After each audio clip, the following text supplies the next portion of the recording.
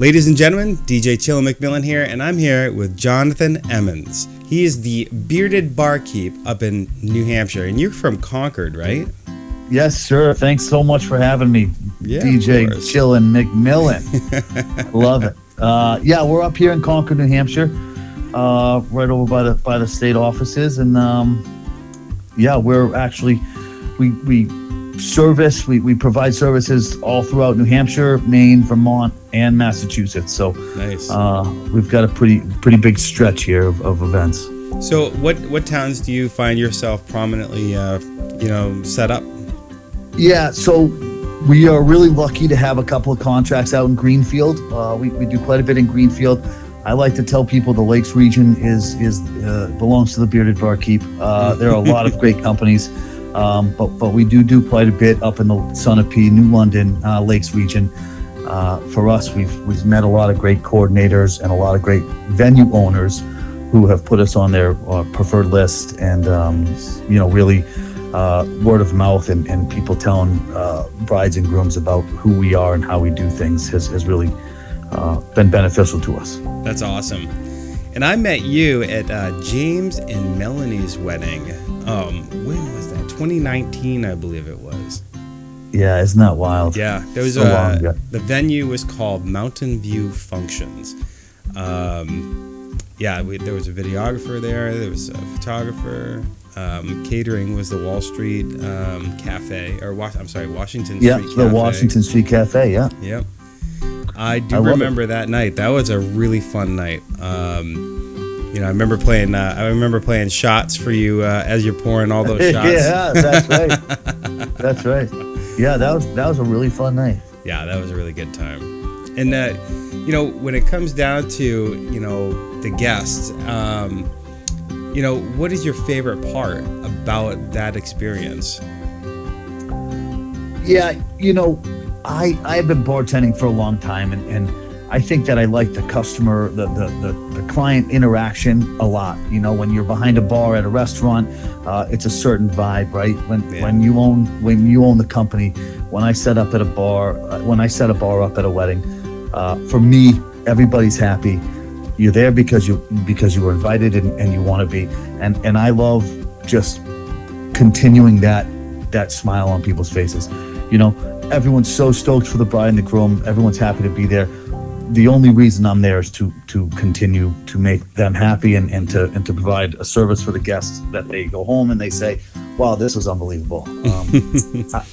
I like talking to people. I like making the drinks. I like making people happy and making people smile, and in general, that's what we do. Sounds like we share the same type of thing. You walk away from the bar, you're all smiles. You got a little mood enhancer right in your hand as well, and then Sorry, go ahead. Yeah, I'm sorry. It certainly helps when I see people cutting loose on the dance floor. I know at that point of the night, my hard work is paid off. Mm-hmm. But like you said, making people happy, making them smile, that's the name of our game. And for me, the best compliment I can receive is when somebody comes up to the bar and says to me, "Wow, you really love what you do." Mm-hmm. That means that I've done a good enough job and didn't have to tell you that I love what you do because you can see it. It's true. Yeah, it's like that the same way, on my end, when the dance floor is packed. I mean, you just know you really honed into what people are actually wanting to listen to, and it's kind of like along the same lines as no requests is actually a good thing. Yeah, although I usually do exactly take them, right. Yeah, that's great. That's a good point. Yeah. So you not only do weddings, but you also do engagements. 100%. Actually, the first thing that we ever did was a company party for the folks who completed the Main Street project here in Concord. But we love birthday parties.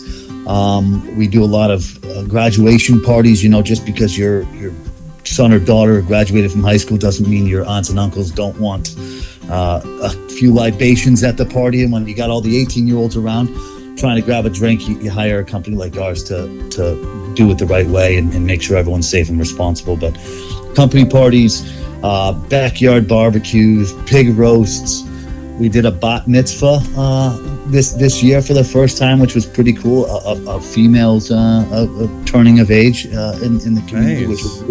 which was really neat, and it taught me something. But yeah, there's no party big, too small. We do every year. We do a really cool whiskey tasting event with only about 12 or 14 people, and we show off some really cool scotches and some whiskeys, and they have dinner, and it's a great event, and it's not exactly the 500 person company outings that we also do in the same weekend. You're gonna have to let me know about those whiskey tasting. I'm a sucker for the blackberry Crown Royal. Not to shout them out on here, but I love it. Yeah, big sure. Yeah. So how long have you been doing this? I mean, clearly it's since at least since 2019. How long have you been doing it? It's 2019. That's right. Yeah, I got into bartending around 2010. Okay, nice. Just by chance, I got stuck on the bar at a restaurant in Concord that I was working at. I did okay, and a couple of years later, I got a couple of people asking me to come to their event. So I did an event or two, and realized that I kind of liked it. So I started printing some business cards, and in 2019 was my first year, just before COVID, and we did only about 3 events that year, which was killer for me, right? Yeah, I was so stoked about it, and now the Bearded Barkeep is over 100 events a year. We got a great team around us, and yeah, I see that your team has definitely grown, and it's impressive, and it's also a testament to the great work that you do and the personality that you bring. Because a wedding is, you got to have that aura, and that's why I called you, because what was it? I haven't spoken to you since 2019. Yeah, but I remember who you are because of how awesome you were. So I had to get you on, and I'm very happy I did. It's so good to catch up with you. And answer all these questions for the bride and grooms that you commonly would ask, and if I ask any questions that maybe you wanted to curtail on, please feel free to do so. Sure. Yeah. Thanks for putting this together. I think this is really valuable for brides and grooms and folks looking into the wedding. There's a lot of unknowns. There is. A little something like this just to get pointed in the right direction is really, really valuable. Yeah, definitely. I mean, they've never done this before. How do I plan my wedding? How do I get this together? I'll tell you, I tell a lot of people, Matt, that one of the things that makes my company and the Bearded Barkeep the best of what we do is we realize that you have one wedding. 90% of what we do, I have one day to show up and show out, and if I don't get to come back next Saturday and make it up for the bride and the groom. Exactly right. We are very, very aware that we get one shot at this, and so we try to dot our I's and cross our T's and make sure that what they're looking for is what we deliver every single time. That's the other reason why I like you, dude. This is awesome. Yeah, and I couldn't have said it better. It is for one day, and like I tell people, I work with all the vendors, making sure everything is good, right? Like even the photographers, hey, do you have fresh batteries and cards before this thing happens, right? Whatever it might be, special, whatever, is going to end up in the album. The album's going to last forever, but tonight's the night. So that's it. Like you, it's like me and you, the caterers, we all got to make it happen, and I love that. Yes, sir. Yeah. So, what kind of a couple is usually the best fit for you? And I know you're pretty diverse, and in your area, it doesn't really have to be honed in as much. And I'm assuming you also do dry bars too, right? Yeah, we have the ability to do a dry bar. We have our liquor license now, so we're able to sell alcohol in packages. The truth is, where we really excel, and I think that where we really have made our name for ourselves is in the dry hire space. We really like venues. We really like backyards. I love a good backyard wedding. Like that's where we started. That's kind of our roots, and we're the best at it. But for us, we work with most people. We really like a dry hire. Our company is designed to provide a really outstanding service at an efficient price for somebody getting married and spending the thousands and thousands of dollars that that this takes. So we're happy to work with any couples. I try to tell them, I'm sorry to tell you this, man. I tell them I'll be the easiest vendor they work with. Hey, I say the same thing. That's my motto. I'm just kidding. But yeah, we really love the homegrowns, the ones that are DIYing their wedding. It's in their backyard. It's on my folks' property. My Barkeep, my license plate says Barkeep because we love rolling into funny places and making sure everybody knows who we are and that we're bringing the party no matter where we are.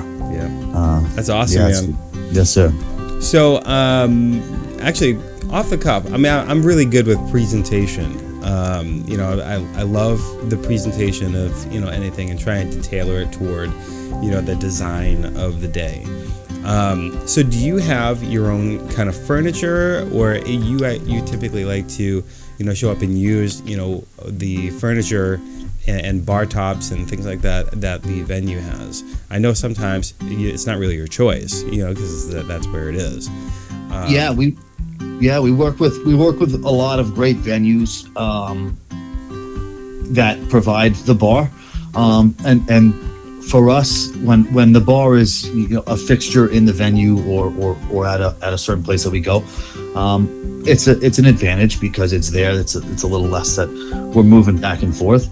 I really like the backyards. I really like when we bring the bar into your living room, or, you know, we did an event on Lake Sunapee last summer where the boathouse was our bar, and there were, you know, garage doors that went up to serve through it, and that kind of stuff for us is really, really neat. That's what a mobile bar is, right? Mm-hmm. We work in the space that you provide. So I like matching the decor with my pop-up bars, you know, in your living room. Like sometimes we use somebody's kitchen and we just clear off the counter space and we make it look like a bar.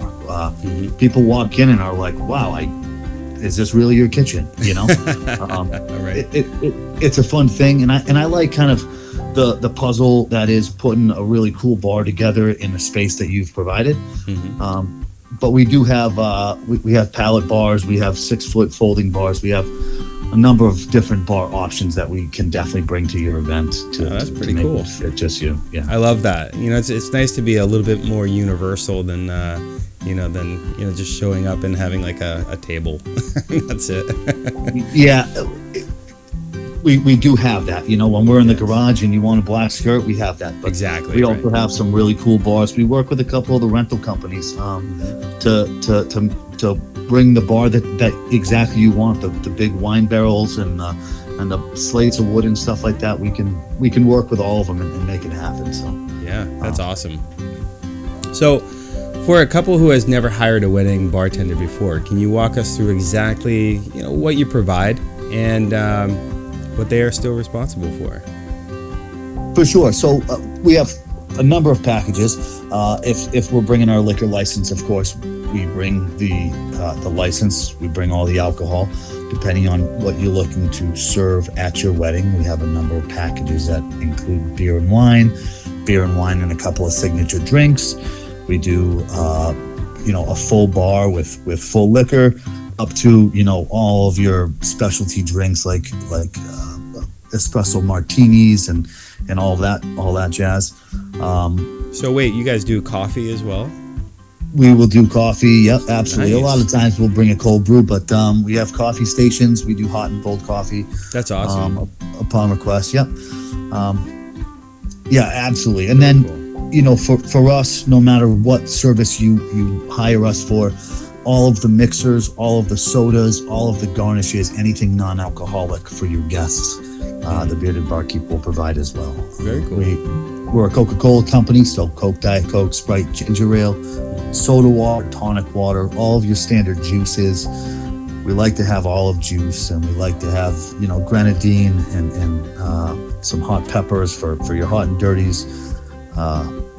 That's awesome. Basically, if it's behind the bar and it's non-alcoholic, we will provide it. The couple and I will always have multiple conversations, you know, before their big day. But in that conversation, I'll always ask if there's something a little off the cuff, you know.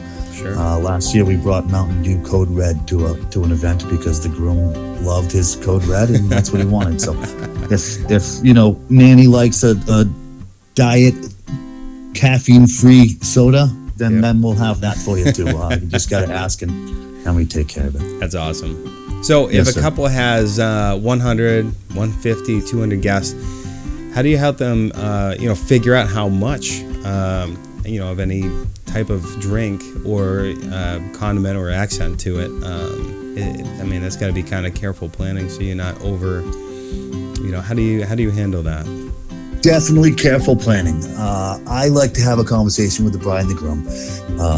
For me, especially at weddings, at events like this with 100, 150 people, to point them in a direction is, for me, the best idea, and that usually comes with a signature drink or two. I do have a really simple calculation in terms of how many guests, how many hours we're drinking, and then how many beers, or for that matter, total drinks I suggest. In general, at these events, you can count on one drink per guest per hour of the event. So if you have 100 people, usually weddings last for about 5 hours. Okay. 500 total drinks is the number that we would start with. General weddings are liquor heavy. If it's an open bar and it's free to people, they will start with liquor and they'll have liquor second, and then they'll probably have another liquor drink before they say, oh boy, I got to drive home, I better have a beer. Right. So the ratio is at these events is usually 60 to 65% liquor, and then between 20 and 25% beer and wine each. But I also tell all of my clients it very much depends on their guests. Right. You know your crowd better than I, and I have some really, really on par thoughts about it. But it depends on what we're serving and who's coming to the wedding. So on the other side, what happens if your inventory on certain drinks start going low? Is that usually accounted for, or has that ever really happened? I mean, it's got to happen eventually, right? It has absolutely happened. I'd be lying to you, Matt, if I told you it didn't. I'm proud to tell you that the two times that it's happened with us, the bride and the groom didn't know about it until somebody told them the next day. As a company, for me, it's pretty clear if you're going to start running out of stuff, or if I hate to say it, they maybe didn't follow my suggestions and underbought to save some money. We always have a team there. We always have somebody close, and it has happened to me in the past, and we've gone out and we've gotten a couple of extra bottles of wine or a couple of extra bottles of Tito's, and the party goes on. Yes. In general, if you run out of stuff, our tip jars are pretty full, and I can afford to go out and help out to make sure the end of the night gets there. You probably have an emergency kit too, right? we definitely started bringing an emergency kit, especially now that we provide this is the first year actually, Matt, that we have our liquor license. In the years past, we've been a dry hire, so always a bottle or two of a few things just come with us just in case. That's awesome. Very cool. Yes, sir. Yeah. So how does a couple know how many bartenders? You usually kind of do you weigh it against like what their attendee final list number is? Definitely. I want to know how many people are coming to the event.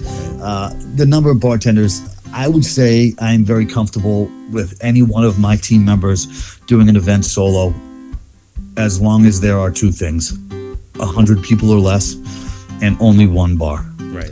Yeah. As soon as you add a second bar location, even if it's open at different times, if you're moving from cocktail hour bar to a pavilion bar, right, I suggest 2 bartenders. Yeah. Because inevitably people will linger.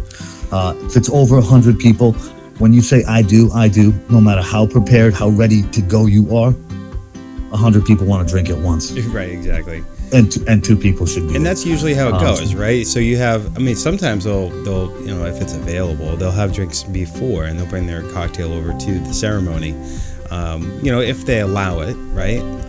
Some venues allow it, and some venues don't. Also, I talk to a lot of couples, and it's a conversation. It's a really good point, Matt. It's a conversation that I have with my couples in the pre-planning. Are we serving drinks before or not? Mm-hmm. Especially backyards at houses, and stuff like that.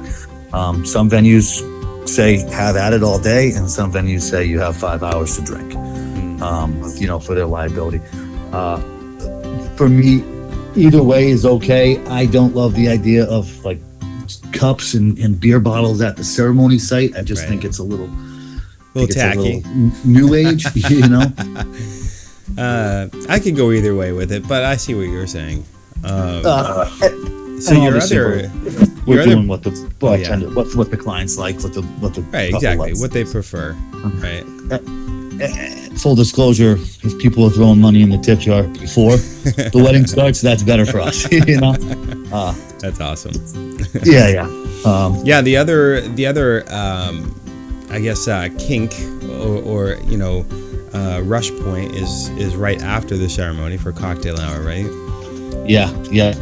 Right after the ceremony, and then as we're transitioning, or like as soon as like the speeches are over, everybody wants a drink. All of a sudden, 3/4 of the room has an empty drink because they've toasted 3 times,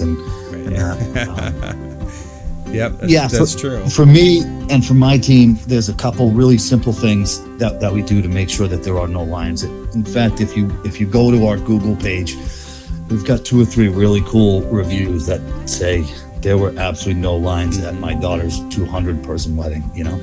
So what usually causes lines other than those those high intensity? The obvious martinis and Manhattans. Right. Oh, okay. Old fashions. The mixed drinks. Yes. Yeah. You know what really causes lines is not enough space at the bar, right? Yes. If you have a 6-foot bar for 150 people, one line forms. People just don't understand to spread out, right? One line forms because you see one bartender or 2 bartenders working as quick as they can. Mm-hmm. For me, the bigger the bar area, the better. If you can have 3 bartenders across, then all of a sudden there's 3 people getting served at once instead of 1, right? Nice. Yeah. My other 2 big things: make big signs for the bar. An 8x11 sign at the bar means that people have to be at the bar to read the sign and decide what they want. The bigger the sign, the further back they can read it from. Yep. People will know when they get to the bar, this is what I want, and we can have it ready. You know what? That makes a lot of sense. Even if you had something on an easel, if the space is constrained, 100%. Away from the bar, I say 3 feet away from the bar, on an easel, something much bigger than an 8x11 piece of paper. Right? A lot of people will do a chalkboard or something. But if you've already looked and you already know what you're having at the bar, the worst thing for us is, hey, folks, what can you have when there's 10 people behind you? And they say, what do you got? Woof. Exactly. I'm like, next. No. That's a little hard. But that would be genius. Even have it like halfway down the line or anticipated line. That'll save you and make a it lot big, of trouble. make it visible, And then the last thing for us as the bartenders, right? If there's 100 people in your party, I got 50 glasses all full of ice ready to go. I tell other people signature drinks. The reason you do signature drinks is to keep the line down when you say I do. Because if you have a his and a hers, and I can have 20 of them ready to go when you say I do, then that's 40 people who have a drink in their hand without having to ask. And it's more personalized too. It was their kind of signature couple's drink. Right? That's 100%. And everybody's gonna try it because it has your name on it, right? If it says DJ Chillin McMillin's margarita, everyone's gonna try that because it's yours and they want to support you and it's your day. Right? That's true. Yeah. So signature drinks, a bigger bar area, and make your sign big. Yes, that makes sense. Spend the $30 at Staples or somewhere to just have something printed or do something. Save so much time at the bar. Yeah, and I agree. I think that's a fantastic idea. But when it comes to, you know, the couples and their drink, do you actually work through with the couples to create the drink menu, or do they usually know what they already want? Yeah, you know, not everybody knows exactly what they want. Matt, you said it best, right? It's about the couple. And so my biggest advice to the bride and the groom is it should be what you like. It should be a drink that you would drink if you went out to a bar. You know, give me that idea, and then what I like to do is make it kind of, I say, like wedding worthy. You know, like, hey, let's add a little flavor to it. Or the Bearded Barkeep makes all kinds of homemade purees and all kinds of homemade simple syrups and stuff like that. So make sure you are asking for what you want to drink, and then we'll kind of put a little flair on it to make your guests love it. That's awesome. So keeping things simple and fun, how many drink options do you usually recommend? I like a his and hers. Some people will do like a his and a hers and an ours. As a bartender, as a mixologist, I kind of like the ours because we oftentimes play on the flavors of his and hers to build the drink together, and guests really like that. There's not too many to have, but I think 2 or 3 is the sweet spot in terms of the signage, in terms of making quick decisions and batching them. You know, like when you have 5 signature drinks, you pretty much, for us, you got to have them all ready to go, and that might slow things down. But then you have other options too, as far as like canned, or if you had something on the keg. And you know, that's also what I say. In terms of these events, the less options, the better off you are. If you have 5 signature drinks, you're only going to really go through 3 of them, maybe even 2 of them, right? There's going to be 2 outliers. The more beer options that you have, the more you'll take home, because people will drink the 3 that they like, and the 3 that they don't will sit in the cans or in the keg, and they won't get drank, right? Yeah, that's true. You can. I see a lot of times people get Coors Light and Bud Light, and at the end of the night, there's full racks of Coors Light because everyone drank the Bud Light. Right. My advice is pick a light beer and get it, right? Pick an IPA and stick with it. Go with some Coronas. Go with like something seasonal. If you have 4 or 5 beer options, that is more than enough. Right. Anything more, and that 5th, 6th, 7th option is just going to sit in the cooler all night. And if you don't like it, if other people don't like it, what are you going to do with it at the end of the night? Right. Do you think? Are you thinking also along the lines of, like, just say the beer? If you had Miller Lite or Bud Light. I mean, I don't know. Obviously one's a Pilsner, right? But there's if you have something that's similar, that they wouldn't. If you ran out of one, then you still have the closest thing back up. Yeah, and I do think so, and I think that in general it's an open bar, and if it's 8:30 and the wedding ends at 10, and I'm close to running out of Miller Lights, I'm pretty sure Billy is going to have a Corona after, because there's plenty of Coronas and it's still free for him at the end of the night. Makes sense. So my advice to brides and grooms is, when you try to make every single person who's coming to your wedding happy, you'll spend an absolute fortune, right? Auntie Sue doesn't need her specific bottle of champagne, Chardonnay, and Uncle Billy doesn't need his specific bottle of scotch. You're providing the alcohol. You're providing the, if it's a dry hire, right? If we're bringing it, we'll bring whatever you want. But if you're providing it, you got to get what you want and what you're willing to take home, because if you're not going to drink it, then it just goes to waste, and that's money down the drain. That makes sense. So can you explain what bar supplies are usually included? I'm assuming like everything's included, napkins, cups, and all that stuff is built into the price, right? Yep. Every single thing. We bring straws, we bring napkins, we bring cups, we bring the bar itself, the coolers, all the ice.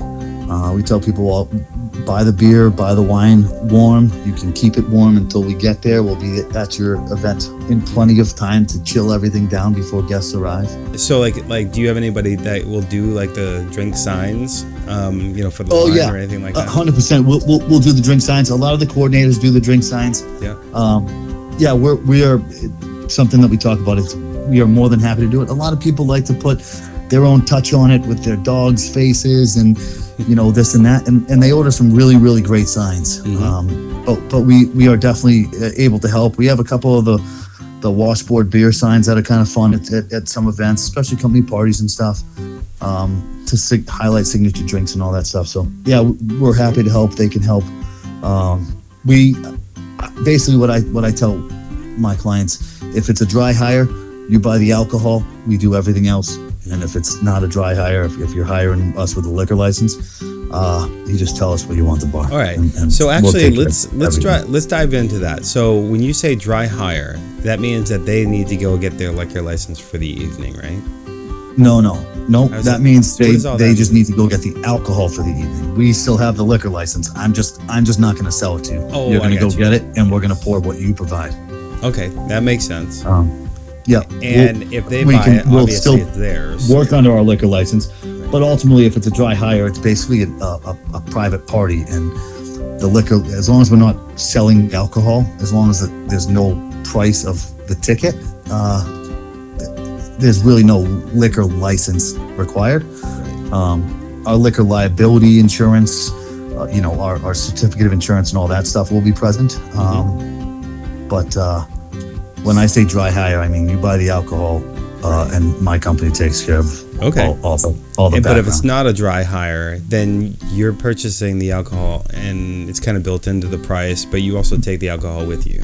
Is that right? Then if it's not a dry hire, if it's a licensed event, then we'll let the liquor commission know this is where we're setting up on this date, and this is what we're planning on serving. Perfect. And then either the bride and the groom will hire us for an open bar, and we'll settle up at the end of the night, or they can say up to $1,000 we want it open, and then start charging a cash bar, or we'll do a cash bar all night long. And in that case, we have a number of different levels, right? If you want to do beer and wine, it's one thing. If you want to do beer and wine and 2 signature drinks, we talk about that. And then if you want to do like a full bar, basically you pick the bottles that you want us to have back there, and we'll bring it. Nice. Take it. Very cool. So your site mentions that you're fully insured.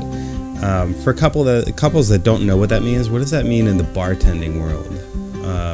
When it comes to insurance. Yeah, basically it means we are taking 100% responsibility and liability for the service of alcohol at your event. That means if anybody falls, if anybody gets in an accident, God forbid something happens because of intoxication at your event, the bearded barkeep does take that responsibility from you. It's got to be scary, that aspect, right?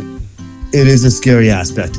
That being said, there are 0 venues in New Hampshire that will allow you to show up without it. Mostly the couple is responsible for it if they don't hire a company like the Bearded Barkeep. But we have the highest. We have insurance that appeases every venue we've ever worked at, and more, and it's important to us. But that is also why we ask you to sign a contract that says my bartenders, who are trained by the state of New Hampshire in TIPS certification, and have the authority to slow somebody down or cut somebody off. And that's why we put some things in place where if we see underage people being served by guests, we've got to slow service down or stop it altogether. Yeah, and that totally makes sense. Because it could get really sticky. Very, very sticky. Yes, sir. Before a couple books with you, what should they ask their venue about alcohol rules, bartending requirements, insurance, and bar placement? Yeah, I would just ask if a liquor license is required. If it is, give us a call. Right. If it's not, it is kind of it's usually a free for all. A lot of places that don't require a liquor license will let you bring your own coolers and just kind of let you self-serve. It's just not something I recommend. Right. In terms of bar placement, most venues have places that work. As a mobile bartending company, I am 100% about wherever the bride and the groom want the bar to be placed is where it should go. and we'll make it work like that. Nice. Yeah. Very cool. And what are the biggest mistakes you see couples make when they when the bar let me rephrase that one more time. What are the biggest mistakes you see couples make when planning the bar for their wedding, and how can you avoid them? Yeah, the biggest mistake I see is an abundance of variety. I mentioned earlier, if you're getting vodka for your backyard wedding, you don't need to have Tito's, Grey Goose, and Kettle One. Inevitably, you're going to have a half a bottle of each left over, right? My advice is pick one, make it simple, and stick with it. The biggest mistakes I see is tons and tons of beer left over. Everybody says to me, well, my family can drink. My friends drink a lot. I do a lot of events, and my numbers are based on people who can drink a lot. Yes. And then at the end of the night, I hear, father of the bride saying, oh, Jesus, what am I going to do with all this? Right. I tried to tell you. My big advice, make sure that your day is what you want it to be in every aspect. Also, heed the advice of the professionals like your DJ who says, the song may not always be the best to play at a wedding, right? Or your DJ who says, listen, I don't think that everybody's going to drink a gin fizz, in November, whatever it may be. I think that people tend to get excited about how much they think people will drink, and then they get pretty bummed out when they see how much is left. And everybody stopped drinking. Yeah. Yeah, that makes sense. Hey, from my perspective, is there anything that you would wish that a DJ would collaborate on or enhance your experience that will in turn enhance the guest experience from your point of view? I know it's a kind of out of the ballpark kind of question, but I'm looking for ways that I can help solve issues as well, or maybe it's not an issue, maybe it's just an enhancement. Yeah, I find a lot of times I wish the DJ would help in terms of its last call right now. That makes sense. For me, we do last call at 9:00, and if there's no announcement, I'm not going to yell over the crowd. But then at 9:05, somebody comes up and says, "Can I have a drink?" And I got to tell them that the venue says the bar's closed. I think for me, like little announcements. The bar's going to close in 2 minutes for introductions or something like that. I like to be able to help people, and I don't want to have to say no. But there are times where we're kind of caught in the middle, and a microphone would help me out back there. Yeah. Oh, you know what I was just thinking about? I mean, absolutely. If I'm with you, if I'm working alongside of you, I would definitely do that. You know what I was also thinking was, what if you had like a little countdown digital timer that said, last call, and it's just counting down, and yeah. I don't know. I like the idea. I think it might promote intoxication. Oh, you know what? You're right. I think people. You are so right on that. Give me 2. Oh wait. Okay, here we go. Give a round of shots. One more. Yeah, exactly. It's exactly it. That makes sense. Nope. That totally makes sense. Very cool. So, other than some of the things that we've already talked about, do you have any other advice for brides and grooms or anybody else that might be working with you, coordinating the event, anything at all that might be helpful just for consideration? Yeah, here's what my only advice is: build a good team at your wedding, right? Matt, if you and I show up to a wedding, you're scratching my back, I'm scratching yours, right? I know a lot of the caterers I work with. I know a lot of the wedding coordinators, and if there's ever a time where it's drizzling a little bit and we need some gears moved, I know that my team is jumping right in to help the wedding coordinators, to help the caterers. I really like the fact that when I show up to a wedding, we're part of a team trying to make the the bride and groom's day that good. And I think that using the preferred vendor lists and knowing that your DJ and your caterer and all of your vendors have worked together before, or know each other, or at least are willing to play as a team, makes your day run way smoother. Yeah, that makes sense. For sure. Very cool. Yeah, know who you're hiring. Know the team that you're hiring. Yeah. Yep, absolutely, man. It's all about that team. It's all about that coordination, and ultimately, so we make all the decisions beforehand, so you don't have to work on your wedding day. That's pretty much how it works. You're right. Man, this was fantastic. Did you have anything else to add? No, this has been awesome. I agree, really, man. Really cool. You were amazing on here. I really appreciate you coming on here and offering some preliminary help for these brides and grooms that are looking to get hitched. Yeah, I love it. And I hope your family's doing well. Thanks very much. Thank you very, very much. I appreciate the time and your effort in this, and I look forward to reviewing it and seeing what you come up with, Matt. Thanks very much. Thank you very much. Ladies and gentlemen, that was Jonathan Emmonds, the bearded barkeep. Not everybody at his bar has a beard, but be tough for the females to grow those as well. Yes, sir. You guys have got to check him out. He's also listed on my website in the preferred vendors area. Anybody that's on that page, man, they've been vetted. I've worked alongside of them, and they are highly trusted in the space. But Jonathan, it was an absolute pleasure, and thank you so much for being on today and willing to help out. My pleasure, Matt. Thanks again for having me. Have a good night. You too. Take care. Take care, bud. Bye. Ladies and gentlemen, that was Jonathan Emmonds, and I hope that was helpful, and I hope you guys have a fantastic wedding. Take care.